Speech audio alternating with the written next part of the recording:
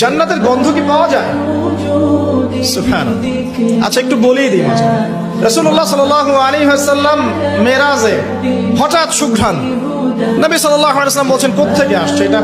জিবরাইল আলাইহিস সালাম উত্তর দিচ্ছেন, এটা হচ্ছে ফেরাউনের মেয়ের চুল আঁচড়ে দিত একজন দাসী, যার হাত থেকে একদিন চিরুনি পড়ে গিয়েছিল।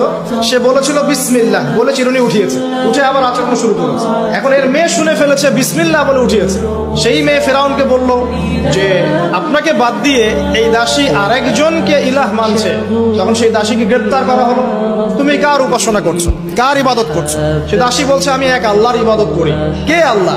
যে আল্লাহ আমাকে সৃষ্টি করেছেন, যে আল্লাহ আমার রব, যে আল্লাহ আপনারও রব। ফেরাউনকে মুখের উপর বলে দিল।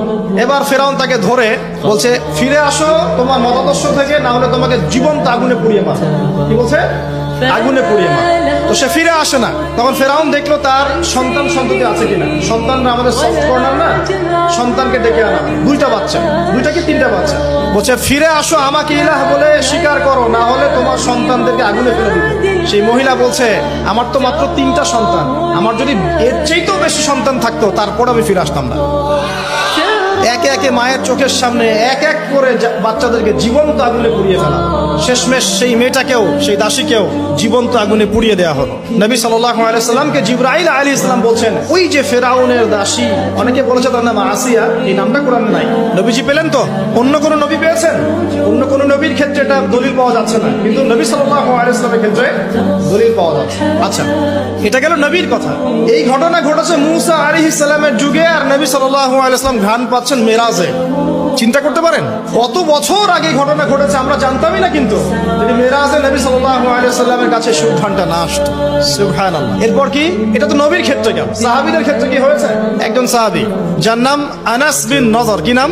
আনাস বিন নজর। নামগুলো মনে রাখবেন। উহুদের মাঠে বিশাল যুদ্ধ হচ্ছে। আমরা জানি যুদ্ধের মধ্যে প্রথম দিকে মুসলিমরা প্রায় জয়লাভ করেই ফেলেছিল, কিন্তু একটা ভুল, অনলি একটা ভুল। কি ভুল? ওই জাবাল রুমার মধ্যে 50 জন তীরন্দাজ সাহাবীকে রেখে দেওয়া হয়েছে। নবীজি বলেছিলেন আমরা যদি মরেও যাই, আমাদের গায়ের গোশত যদি পাখি এসে খাওয়া শুরু করে, তোমরা নামবে না। কিন্তু কমান্ড, এটা হচ্ছে একজন নেতার আনুগত্য। কমান্ড, নেতার আনুগত্য কত বড় জিনিস দেখেন। তো যখন যুদ্ধ শুরু হয়ে গেল, হামজা রাদিয়াল্লাহু আনহু সহ অন্যান্য সাহাবীরা বীর বিক্রমে যুদ্ধ করলেন। অল্প কিছু সময়ের মধ্যেই কাফেররা পালানো শুরু করল। যখন মুসলিমরা বীর দর্পে যুদ্ধ করে, কাফেররা পালিয়ে যায় না? যায় না?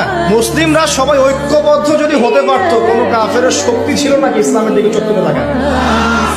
আমরা যে বিভক্ত, আমরা বিভক্ত, আপোষে বিভক্ত, বিভিন্ন দলে মতাদর্শে বিভক্ত। আমাদের শক্তি কমে গেছে, হাওয়া বেরিয়ে গেছে। আমাদের যুবকরা এখন পর্নোগ্রাফি, এই গার্লফ্রেন্ড বয়ফ্রেন্ড কালচার, এই মাদক, এই জুয়া, এই জেনার পেছনে